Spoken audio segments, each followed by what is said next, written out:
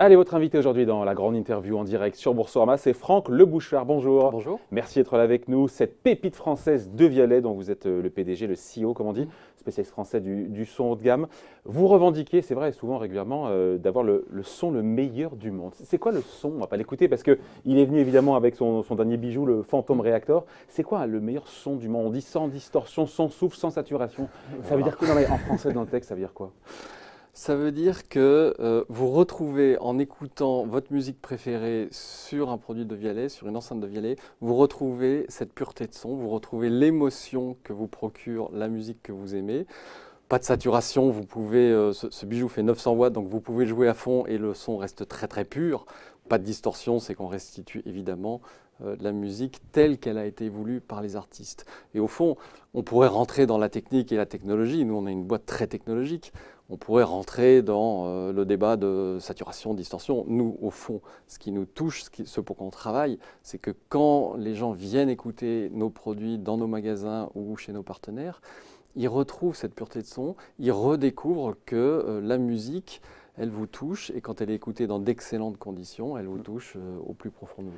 Il y a, on va dire, un avant et un après Franck Le Bouchard en termes de stratégie. Non, c'est vrai, on va pas se mentir, c'est arrivé quoi, il y a 2 ans? Il y a 1 an. Il y a un an. Bon, c'était de Vialet, très belle marque, mais assez élitiste parce que des produits qui, au tout début, montaient jusqu'à 10, 20 ou 25 000 euros. Là, aujourd'hui, pas de nouvelle stratégie, mais c'est de s'ouvrir. De Vialet a vocation à être une boîte grand public, avoir des produits grand public, où j'y vais un peu fort parce que ça vaut quand même 1 000 euros et c'est une somme de 1 000 euros. Mais oui, quand on voit d'où ça vient, c'est vrai que… Alors, moi, je ne suis pas sûr qu'il y ait un avant et un après Franck Le Bouchard. Moi, je pense que je suis dans une continuité, dans cette vision qu'on a chez De Vialet, qui est d'apporter ce son ultra pur au plus grand nombre. Alors, effectivement, pour l'apporter au plus grand nombre, ça passe par 2 choses. Ça passe par des produits plus abordables. Donc, aujourd'hui, on est en dessous de 1 000 euros, ça reste le haut de gamme pour une enceinte, mais effectivement, on vient d'Ampli à 30 000 euros. Ouais. Donc, on est sur cette voie d'apporter des produits de plus en plus accessibles. Et pour rendre de plus en plus accessible, c'est aussi ouvrir nos canaux de distribution, passer de magasins de Vialet qui sont peu nombreux et assez haut de gamme, pour le dire comme ça, très design, à un moment où on distribue nos produits de manière beaucoup plus large, en France par exemple, dans 60 Fnac. On va en parler juste sur le Phantom Reactor, encore une fois, à moins de 1 000 euros. J'ai lu qu'à un moment donné, vous étiez en rupture de stock. On peut savoir combien vous en avez vendu? Ils sont très discrets. On ne parle pas chiffres. Hein, non mais sérieux. On est toujours en rupture de stock. C'est-à-dire que je pense qu'on sort de la rupture de stock dans 10 jours. Voilà. On a lancé l'ambition, c'est d'en vendre des centaines de milliers, vous avez dit. Oui. Cette ambition d'en vendre des centaines de milliers. Oui. De passer de milliers à centaines de milliers. On est sur cette voie. Quand je dis apporter le son le plus pur au plus grand nombre, on est passé de nos premiers produits qui étaient des amplis entre 5 et 30 000 euros. Ensuite, on a eu Phantom premier qui a été lancé en 2015. Voilà, qui était 1 500–2 500 euros. Ouais. On a Phantom Reactor où là, effectivement, on est moins de 1 000 euros et on est bien parti pour en vendre des centaines de milliers. On a aussi un autre élément fondamental dans notre stratégie qui est la licence. On apporte le son le plus pur avec des partenaires. On l'a fait depuis 1 an avec Sky en Angleterre, en Allemagne et en Italie. C'est-à-dire, vous faites quoi avec Sky? On fait une box télé, une soundbox qui intègre le son de Vialet. Et puis on l'a fait en France il y a 1 mois avec la Freebox Delta. Ouais. Où effectivement, là avec ces partenaires… Quelque part, c'est la répartition, on va dire, en termes d'activité, d'avoir différentes activités. Enfin, c'est la même activité, mais vos produits en dur, ou vendus même sur le web, et d'avoir des partenariats comme ça, ciblés. Nous, on a 2 activités qui sont très complémentaires, mais qui convergent vers apporter cette pureté de son au plus grand nombre. On le fait avec des produits de Vialet de plus en plus. Le son sera pas aussi bon sur… J'ai pas écouté sur la Free. Il est très très bon sur la Freebox Delta. C'est aussi bon que ça? C'est pas pareil. Non. Vous mettez un pied chez les gens. Vous mettez un pied chez les gens avec Free. Mais c'est derrière… Non, mais l'usage avec Freebox Delta, c'est la télévision. Donc c'est un son qui est fait pour la télévision. C'est un son qui est spatialisant, qui reproduit l'équivalent d'un 5.1. Mais c'est ça l'avenir. Pour nous, on a des produits de Vialet qu'on veut rendre de plus en plus accessibles dans le monde entier. Mais on ne peut pas toucher avec De Vialet et De Vialet seul des millions de personnes. Or aujourd'hui, avec Sky en Angleterre, avec Free en France et avec nos prochains partenariats. Dans le pape, il y a des choses? Bien sûr qu'il y a des choses. Genre, vous savez, c'est des partenariats qui se... Oh, non, attendez quelques mois. Mais ce sera à l'étranger. Aujourd'hui, en France, on a... 70% de votre chiffre d'affaires de Vialet est réalisé hors de France. Oui. Dont apparemment pas mal en Asie, c'est ça? Donc beaucoup en Asie en fait, un très grand succès en Asie. On est parti très tôt en Asie, on a des magasins à Singapour, à Hong Kong, à Taipei. On vient d'ouvrir, là, il y a 3 mois, notre filiale au Japon. Donc on est maintenant distribué au Japon. On a démarré en Chine où on a de très grandes ambitions. Vous savez, on est présent dans 80 pays et l'Asie aujourd'hui est pour nous le continent le plus prometteur. Ouais. Grâce à cette combinaison technologie et luxe qui est très appréciée des marchés asiatiques. Ouais, juste un mot. Il ne donne pas de chiffres, on a compris, mais la marge, elle est aussi importante sur ce Phantom Reactor que sur l'ancien qui était à 2 000–2 500 €, ou vous jouez sur l'effet volume avec moins de marge pour le coup, en pourcentage Alors en pourcentage, on est dans les mêmes taux de marge. D'accord, ok. Donc la mission, effectivement, on a compris, c'est de se développer à l'international. Évidemment, vous mettez le paquet, c'est normal sur la distribution. Les points de vente physiques, 500 aujourd'hui, 600, c'est ça, on en parlait hors antenne. Hein, on est vendu dans 600 points de vente aujourd'hui. 600 aujourd'hui, dont 20 en propre, avec l'objectif d'être à 1000 points de vente cette année, c'est ça, et 2000 à horizon, je ne sais pas quoi. D'ici un an et demi. Mais donc pas des magasins en dur de Vialet, il y en a une vingtaine. Oui. Mais c'est surtout de ça qu'on peut vous trouver à la Fnac. C'est exactement ça. Ou d'ailleurs, en dehors de la Fnac, parce que moi je vous ai vu à la Fnac. Vous nous voyez en France, vous nous voyez à la Fnac, vous nous voyez dans les magasins audiophiles et vous nous verrez bientôt dans d'autres enseignes. D'accord. Donc le maillage, encore une fois. Et en même temps, on voit que quand on voit votre concurrent, la Sonos, qui est le grand rival, mais voilà, qui 10 000 points de vente dans le monde, on se dit que la marche à franchir, il y a encore des marches. Hein. Ah ben c'est pour ça qu'on est aussi enthousiaste chez De Vialet, c'est-à-dire qu'on a des produits extraordinaires, on a des partenaires comme Sky, comme Free et d'autres qui seront annoncés cette année qui sont extraordinaires, et on est vendu dans 600 points de vente. Vous citiez un de mes concurrents, 10 000 points de vente. Ouais. Vous imaginez la progression. C'est-à-dire qu'il suffirait, alors ça marche, c'est pas aussi simple, mais de passer de 600 points de vente à 2000 points de vente, c'est déjà pour nous une marche énorme, une marche de progression. Dans les mêmes points de vente que Sonos, j'imagine si vous allez vous retrouver en frontal dans les magasins. Et c'est heureux d'ailleurs. On va se retrouver en frontal. On est déjà en frontal. Vous mentionniez à la Fnac, on est en frontal à la Fnac avec Sonos. Mais Sonos est très différent. C'est-à-dire que Sonos a pris un axe multi-room, facilité d'usage, qui est un peu à part sur le marché. Nous, on est vraiment sur la qualité du son, sur la pureté du son, sur la technologie. Au départ, en 2017, donc avant votre arrivée, il y avait cette ambition d'avoir 100 boutiques en propre, des boutiques de Vialet en dur. Horizon 2 ans, on n'y est pas. Ça, c'est votre choix aussi de ralentir, voire de stopper le rythme des ouvertures, parce qu'au final, ça coûte très cher. Pardon, je ne parle pas de votre place, mais c'est peut-être pas rentable en fait finalement. Mon choix, c'est d'accélérer. C'est-à-dire que si vous construisez votre croissance en ouvrant vos propres magasins, ça coûte cher. Ça coûte cher, ça demande énormément d'efforts, de négociations, c'est très long. Enfin, ouvrir un magasin, c'est 6–8 mois avant de pouvoir ouvrir. Et donc, c'est faisable et c'est très long. Moi, mon choix, c'est d'accélérer massivement et ça passe par utiliser nos partenariats, développer, on a parlé de la Fnac en France, Gravis en Allemagne, Manor en Suisse, Elkjøp en Scandinavie, Microsoft Stores aux États-Unis, Isetan Tsutaya au Japon.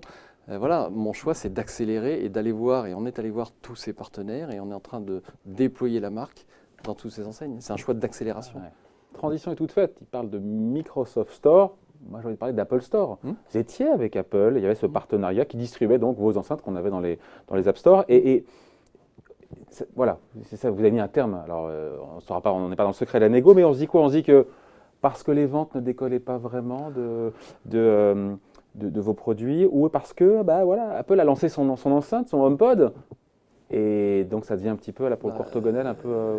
Oui, vous aviez nos fantômes posés sur les célèbres tables Apple. Ouais. Alors les vendeurs Apple n'étaient pas non plus hyper pushy. Ils préféraient vendre les produits Apple que les produits de Vialet. Bon, mais surtout l'année dernière, Apple lance le HomePod avec une stratégie très très agressive. Genre sur ce segment de marché, ils sont contre Amazon et Google. Ouais. Et donc, effectivement, on s'est retrouvé avec Fantôme, Devialet Fantôme, à côté du HomePod et des vendeurs qui étaient ultra motivés pour vendre le HomePod. Donc, à un moment... C'est d'un commun accord, honnêtement, ou c'est... Oui, bien sûr, bien sûr. À un moment, on s'est rencontrés, enfin, on se voyait souvent, et on s'est dit, écoutez, Et puis les ventes étaient marginales? oh non, les ventes n'étaient pas Enfin, marginales. pas à la mais hauteur, enfin, pardon, c'était pas à la hauteur de ce que vous attendiez. Non, pas du tout. Non, non, non. Les ventes n'étaient pas à la hauteur, et surtout, la priorité d'Apple n'était plus Voilà. de nous aider. Donc il fallait sortir de ce partenariat. J'ai lu la presse, évidemment, pour préparer l'interview. Tout ce qui revient sur vous, sur Devialet, c'est le mini Apple français. Vous en pensez quoi de dire que c'est le Apple français, le petit Apple français du son à la française? C'est vrai que vous partagez le goût pour le design, pour la techno, pour produit 100% français, il faut quand même le rappeler, produit en France. Toutes les 50 secondes, j'ai vu qu'il est produit dans la effectivement, parce que usine, accessoirement, notre centre de R&D en France, et on a construit une usine en France cet été pour pouvoir le fabriquer. Donc on est vraiment 100% français.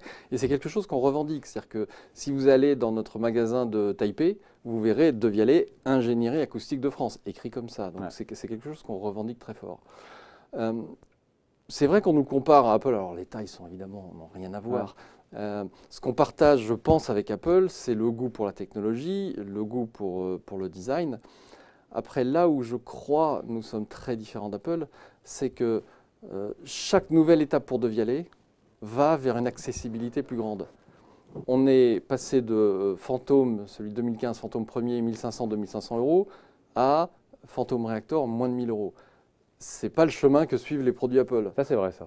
Chaque smartphone Apple, ils sont magnifiques, est plus cher que le précédent. Nous, on est sur la stratégie. On peut imaginer un autre Phantom Reactor bis qui soit à 500 euros, qui fasse 500 watts, 600 watts. On vous surprendra. On vous surprendra. Et c'est le sens de l'histoire. C'est le sens de votre histoire. Notre histoire est d'aller vers plus d'accessibilité. Vous ne vous lancerez pas, Devialet, dans les... Ah non, juste avant, j'y pense, parce que pour clore la séquence Apple Amazon, on peut vous retrouver, on peut acheter des produits Devialet sur le Fantôme, on peut l'acheter sur Amazon, aux États-Unis ou en Europe. Ça représente quoi, qu'on comprenne bien un peu la montée en puissance, ou je ne sais pas, peut-être c'est peut-être majoritaire déjà, j'ai aucune idée. Vous pouvez l'acheter sur Amazon.com aux États-Unis. On est vendu sur Amazon.com depuis 2 ans aux États-Unis et les ventes sont incroyables. Ça représente quoi? Il ne donne pas de chiffres. C'est fatigant ça, on vous aime bien Franck Le Bouchard, mais il faut quand même donner des chiffres un petit peu. Là. Alors, je ne vais pas vous donner de chiffres, mais je vais vous donner un ordre d'idée. Amazon.com, juste.com est notre deuxième plus gros client dans le monde. C'est intéressant ça. Donc c'est très important. Et le premier? Et le premier, la Fnac. À 60 alors, magasins. Tout ça, après évidemment, nos magasins, mais en termes de distribution, de réseau de distribution, Amazon est très important. Et vous nous retrouverez cette année dans d'autres pays Amazon, oui. Bon, Devialet, donc j'allais le dire, ne se lancera pas dans les assistants personnels embarqués dans ces enceintes, donc pas d'assistant vocal, on est sûr qu'il y aura pas on ne sera pas écouté éventuellement avec un Phantom Reactor. Vous vous coupez quand même d'un marché qui potentiellement est gigantesque, vous en avez conscience d'ailleurs. Alors, 2 choses. D'abord, on n'est pas coupé de ce marché-là, puisque tous nos produits sont, et on a beaucoup travaillé pour ça, complètement compatibles. Oui. C'est-à-dire que si vous avez un assistant vocal à la maison, vous pouvez lui demander de jouer sur n'importe quel produit de Devialet. On ne peut pas demander directement à l'enceinte. Vous ne pouvez pas demander directement. Maintenant, moi, vous savez, je dis jamais, jamais. C'est-à-dire que si le sens du marché dans les années qui viennent, c'est que toutes les enceintes doivent devenir, entre guillemets, intelligentes, on ne s'interdit pas ça. Ce n'est pas une position dogmatique de notre part. Ouais. Après, parce qu'il y a quand même ce risque que, pour le coup, les assistants, les enceintes intelligentes, les assistants vocaux, Google, Amazon, Apple, pour le coup, viennent vous manger de la laine sur le dos et soient de plus en plus performantes en termes de son. Et que d'ailleurs, on n'a plus besoin d'acheter c'est pour ça que je ne suis pas dogmatique. Il est fermé à rien. Non, mais évidemment, si le marché... Non, mais vous pourriez être précurseur en disant, voilà, on assume que notre positionnement, c'est d'être ultra connecté, de pouvoir lui parler en direct. Oui, et en même temps, nous, on a les yeux rivés sur ce qui se passe dans le monde entier, et si le marché bascule complètement vers les assistants vocaux, et que tous les assistants vocaux montent en qualité, d'abord, nous, notre métier, c'est d'amener ces technologies aux grands, aux GAFA, aux Amazon, aux Google et Amazon, pour les aider à monter sur le son. Mais évidemment, on ne va pas s'interdire, nous, de manière dogmatique et à tout jamais, de jamais mettre de micro d'intelligence dans nos produits. Alors, on va parler de Renault, non pas pour parler de Carlos Ghosn, parce que ce n'est pas le sujet du jour. Renault est au capital de De Vialet. On se dit que la voiture, évidemment, c'est un relais de croissance, enfin phénoménal, et assez spontané, assez évident, parce que notamment, on y écoute de la musique. Vous en êtes toutes vos discussions sur la musique? Ça a dû être un peu ralenti ces dernières semaines, sans savoir pourquoi vraiment. Non, mais il y a des choses dans le pipe qui vont pouvoir sortir là, dans quelques trimestres, où on est encore au début de quelque chose. Donc, vous l'avez dit, Renault est au capital. Il y a un an, on a fait un concept car, on a aidé Renault sur un concept car qui s'appelle Symbiose, qui porte du son de Vialet. Évidemment, nous, on aimerait beaucoup avoir le son de Vialet dans et pas seulement Renault, les voitures Renault et d'autres. Donc ça en est où? Oui, alors on a une relation privilégiée avec Renault, ils sont au capital, on se connaît depuis longtemps, on a fait un concept car, donc évidemment… Mais on en est au balbutiement aujourd'hui. C'est plus vous savez, non, mais les voitures, enfin, quand on parle d'automobile, on parle de cycles qui sont très très longs. C'est-à-dire que, alors je ne suis pas un spécialiste de la fabrication des automobiles, mais entre le moment où vous commencez à dessiner votre automobile et le moment où elle sort, il se passe plusieurs années. Donc il faut nous laisser un peu de temps. Bon. En général, quand on ne donne pas de chiffres, c'est qu'ils ne sont pas bons, mais ce n'est pas le cas parce que… Non, mais j'insiste, je sais que j'en aurai pas, mais on peut dire quoi? Vous multipliez vos ventes par 10, la croissance c'est du x2, des ordres de grandeur pour… et puis la question qui tue, qu'on doit vous poser, c'est si bientôt on veut voir des licornes en France. On a reçu récemment Blablacar, qui est évidemment une licorne. Vous êtes bientôt une licorne? Il y a deux questions en une, il faut répondre au moins une des deux. Hein. Je vais pas vous donner de chiffres et je vais vous dire ce que je pense de cette histoire de licorne. Moi, je me lève pas le matin en me demandant si on est une licorne. Et au fond, licorne donc qui est valorisée 1 milliard d'euros. Voilà. Mais ça, vous ne le savez que le jour où vous avez une levée de fonds. Ah bah, il y a eu une levée de fonds en 2016. Il y a eu une levée de fonds il y a 2 ans. Il y a 2 ans, quel dollar, il y a les chiffres, 100 millions d'euros. On a levé 100 millions. Alors à ce stade, on n'était pas encore une licorne. C'est une demi-licorne. Une demi-licorne. Voilà. Oui, mais c'était il y a 2 ans. Oui, mais licorne, en fait, on le saura quand on fera notre prochaine levée de fonds. Alors justement, qu'à ce moment-là, vous avez levé en tout 160 millions d'euros depuis le début. La prochaine, elle, potentiellement, peut être quand? Cette année, en 2019? La prochaine, elle est… Aujourd'hui, on n'en a pas besoin. Donc ça aujourd'hui, ça fait de moi un CEO qui dort plutôt tranquille. Est-ce que la prochaine sera en 2019 ou en 2020? Elle sera dans ces eaux-là, évidemment. Vous savez, nous, on a vocation à grandir très très vite. Et ce déploiement à l'échelle mondiale, il consomme des ressources et il consomme des ressources financières. Donc oui, il y aura 2019, pas besoin de cash en plus en 2019? Il n'y a pas besoin… Il faut raisonner… Chose égale par ailleurs. Oui, non, il n'y a pas. Alors, est-ce qu'il y a besoin? Non, il n'y a pas besoin. Est-ce que ça nous permettrait d'accélérer? Oui, évidemment. Donc oui, c'est des questions qui sont sur la table en permanence dans toutes les sociétés comme la nôtre. Les seuls chiffres que j'ai pu trouver sur vous, c'est en 2016-2017, je ne vais pas le lâcher, 60 millions d'euros de chiffre d'affaires, et vous annonciez à l'époque 100% de croissance. Est-ce qu'on est toujours sur 100% de croissance? Écoutez, alors je vais vous donner un chiffre, mais ce ne sera pas le chiffre d'affaires. Quand vous avez vu ce chiffre d'affaires, on était 200 chez De Vialet, aujourd'hui on est 500, 2 ans après. Donc, alors, vous pouvez faire une règle de 3, elle sera un peu fausse, mais oui, on est en forte croissance, bien sûr. Croissance à 2 chiffres, au moins 2 chiffres. Ah oui, ça je peux vous confirmer qu'on a une croissance à 2 chiffres. Avec l'objectif de vendre encore une fois des centaines de milliers de cette enceinte-là, Phantom Reactor. C'est pour ça qu'on a construit notre usine près de Fontainebleau l'été dernier, qui est capable d'en sortir un effectivement toutes les 49 secondes. C'est précis chez De Vialet, les 49 secondes. Mais vous savez, chez De Vialet, un quart des effectifs, c'est des ingénieurs. Donc 49, c'est pas 50. Sur 500 personnes, il y a un quart d'ingénieurs. Il y a un quart d'ingénieurs. On a un énorme département recherche et développement chez De Vialet. C'est pas… si on veut produire ces produits, il faut beaucoup de recherche. 2 dernières questions, Franck Le Bouchard. Vous serez rentable a priori à quel horizon? Pareil, on donne rien. Mais je vais vous dire quelque chose qui va vous choquer. Moi, mes actionnaires n'attendent pas de moi la rentabilité. Ah bon? Mais si vous êtes… Ils sont philanthropes? Non, ils attendent… Il y a Xavier Niel. Ils attendent de la croissance. Il y a tous les… qui y a d'autres déjà? Dans les gens célèbres que vous pouvez citer, il y a Xavier Niel, il y a Bernard Arnault, il y a Marc Simoncini, il y a Jacques-Antoine Grangeon, il y a Fleur Pellerin avec le fonds Corelia. Et eux, ils ne veulent pas de la rentabilité. Ils sont sympas. Ils aiment bien. Eux, ils veulent que nous ayons une croissance forte. Genre, demain, De Vialet peut être rentable. Il suffit de couper les investissements, d'arrêter la R&D, d'arrêter le déploiement, et vous êtes rentable du jour au lendemain.